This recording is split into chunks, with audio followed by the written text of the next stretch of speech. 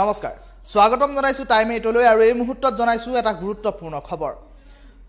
সংশোধিত নাগৰিকত্ব আইনৰ বিৰুদ্ধে যি গণতান্ত্ৰিক প্ৰতিবাদ হৈ আছে সেই গণতান্ত্ৰিক প্ৰতিবাদক দমন কৰিব বিচাৰিছে মন্ত্ৰী হিমন্ত বিশ্ব শৰ্মাই এই কথা আমি কোৱা নাই এই কথা প্ৰকাশ কৰিছে আমছুৰ সভাপতি ৰেজাউল কৰিমে হিমন্ত বিশ্ব শৰ্মাৰ বিৰুদ্ধে আমছুৰ বিস্ফোৰক মন্তব্য শুনিবলৈ পোৱা গৈছে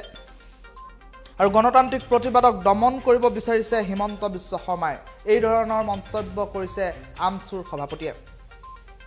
আৰু 2021ত উচিত প্ৰত্যুত্তৰ দিয়া হ'ব এইদৰে ৰাজ্যক আহ্বান জনাইছে আমছু সভাপতিয়ে আৰু চিৰাঙৰ আলুখুণ্ডাৰ অধিৱেশনত আমছু সভাপতি ৰেজাউল কৰিম চৰকাৰে মন্তব্য কৰিছে এনে ধৰণে আৰু সংখ্যালঘু অস্ত্ৰৰ পৰিৱৰ্তে কাগজ কলম তুলি দিবলৈ আহ্বান জনাইছে ৰাইজক আৰু সংখ্যালঘুৰ বাবে 100 কোটি ঘোষণা কৰা ধনৰ হিচাপ দিবলৈ আহ্বান জনাইছে চৰকাৰক এই মুহূৰ্তত জনাইছো টাইম 8ৰ দৰ্শকসকলৰ এটা গুৰুত্বপূৰ্ণ খবৰ সংশোধিত নাগৰিকত্ব আইনৰ বিৰুদ্ধে সৰ্বত্ৰ প্ৰতিবাদ আৰু প্ৰতিক্ৰিয়া অব্যাহত আছে আৰু তাৰ মাজতে গণতান্ত্ৰিক আন্দোলনক প্ৰতিহত কৰিবলৈ চেষ্টা কৰিছে দমন কৰিবলৈ চেষ্টা কৰিছে মন্ত্ৰী হিমন্ত বিশ্ব শৰ্মাই এনে ধৰণৰ মন্তব্য প্ৰকাশ কৰিছে ৰেজাউল কৰিমে আৰু চিৰাঙৰ আলুখুণ্ডাৰ আমছুৰ অধিৱেশনত আমছু সভাপতি ৰেজাউল কৰিম চৰকাৰে এনে ধৰণৰ মন্তব্য কৰা পৰিলক্ষিত হৈছে আৰু গণতান্ত্ৰিক প্ৰতিবাদক দমন কৰিব বিচাৰিছে হিমন্ত বিশ্ব শৰ্মাই এনে ধৰণৰ মন্তব্য প্ৰকাশ কৰিছে ছাত্ৰ সংগঠনটোৰ সভাপতিগৰাকীয়ে আৰু সমান্তৰালকৈ ৰেজাউল কৰিম চৰকাৰে উল্লেখ কৰে যে 2021 চনত উচিত প্ৰত্যুত্তৰ দিবলৈ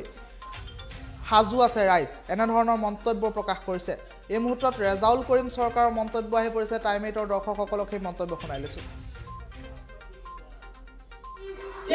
প্ৰথম কথা হৈছে যে আমি এই অসমৰ জটিল সন্ধিক্ষণত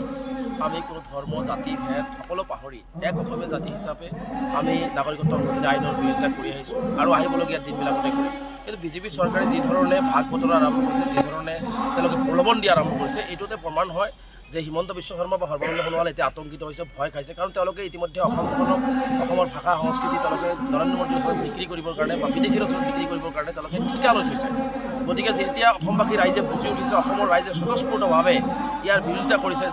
ধৰ্ম জাতি ভেদ পাহৰি শদিয়াৰ পৰা ধুবুৰীলৈকে সকলোৱে যেতিয়া প্ৰতিবাদ কৰিছে তেতিয়া তেওঁলোকে আতংকিত হৈ এতিয়া অসমীয়া ৰাইজৰ মাজত কেনেকৈ ভাঙন আনিব পৰা যায় কেনেকৈ ধৰ্মীয় ৰাজনীতি কৰিব পৰা যায় কেনেকৈ হিন্দু মুছলমান কৰিব পৰা যায় কেনেকৈ উজনি নামনি মধ্য কৰিব পৰা যায় এই চক্ৰান্তত তেওঁলোকে নামিছে কিন্তু আমি আশাবাদী অসমৰ ৰাইজে তেওঁলোকৰ এই চক্ৰান্ত বুজি পাইছে আমি অসমবাসী ৰাইজে শান্তিপূৰ্ণভাৱে গণতান্ত্ৰিকভাৱে আমি ধৈৰ্য আৰু সংযম ৰক্ষা কৰি এই আইনৰ আমি বিৰোধিতা কৰি আহিছোঁ আৰু কৰি যাম চৰকাৰ হৈছে হিটলাৰী শাসন চলাইছে তেওঁলোকে গণতান্ত্ৰিকভাৱে কোনোবাই কথা ক'লে গণতান্ত্ৰিকভাৱে কোনোবাই আন্দোলন কৰিলে তেওঁলোকৰ সেই গণতান্ত্ৰিক আন্দোলন বা গণতান্ত্ৰিক কথা বতৰাবিলাক ৰুদ্ধ কৰিবৰ কাৰণে তেওঁলোকে এটা নিকৃষ্টতম পন্থা কাৰণ তেওঁলোকে আতংকিত হৈছে ভয় খাইছে কাৰণ তেওঁলোকৰ হাতত আৰু কোনো পন্থা নাই যাৰ কাৰণে তেওঁলোকে লিডাৰে হওক বা আন কোনোবা গণতান্ত্ৰিকভাৱে কথা কোৱা বুদ্ধিজীৱী সাহিত্যিক যোনেই নহওক কিয় তেওঁলোকে জেলত পঠাই তেওঁলোকে প্ৰতিবাদী কণ্ঠ ৰুদ্ধ কৰিব বিচাৰিছে আৰু এইটোৱে মই ভাবোঁ যে সৰ্বানন্দ সোণোৱাল চৰকাৰৰ আটাইতকৈ ডাঙৰ চৰম মূৰ্খামি হৈছে যে তেওঁলোকে গণতান্ত্ৰিকভাৱে কথা কোৱা মানুহবিলাক বা গণতান্ত্ৰিকভাৱে বিশ্বাসী সংগঠনবিলাকক তেওঁলোকে যেনেকৈ ৰুদ্ধ কৰিব বিচাৰিছে যেনেকুৱা ধৰণে অসমবাসী ৰাইজ বুজি উঠিছে বিভিন্ন ধৰণৰ অধিকাৰৰ কথা আছে আজি আপোনালোকে জানে 1979 চনত মংগলদৈ লোকসভা সমষ্টিৰ এটি উপ নিৰ্বাচনক কেন্দ্ৰ কৰি অসম সংখ্যালঘু ছাত্ৰী আমছুৰ জন্ম হৈছিলে আমি কোনো ৰাজনৈতিক দলৰ ভোট দিয়া নহয় আমি কোনো বড় ৰাজনীতি নিবিচাৰো আমাৰ মূল কথা হৈছে বিজেপিত থকা সংখ্যালঘু ৰাইজে নাগৰিকত্বৰ নামত দুৰ্ঘটনাৰ লগত অত্যাচাৰিত হ'ব নোৱাৰিব বিজেপিত থকা সংখ্যালঘু ৰাইজে মানৱাধিকাৰ সমমৰ্যাদা পাব লাগিব বিজেপিত বসবাস কৰা মানুহে স্কুল কলেজ পাব লাগিব কোকৰাঝাৰ ইউনিভাৰ্চিটিৰ চিট পাব লাগিব কোকৰাঝাৰ ইউনিভাৰ্চিটিৰ এবিট ডিপাৰ্টমেণ্ট হ'ব লাগিব তাৰ মানে লাফিকুল হত্যাকাণ্ডটো এটা ৰাজনৈতিক হত্যাকাণ্ড আছিল লাফিকুলৰ হত্যাকাণ্ডত যে ডাঙৰ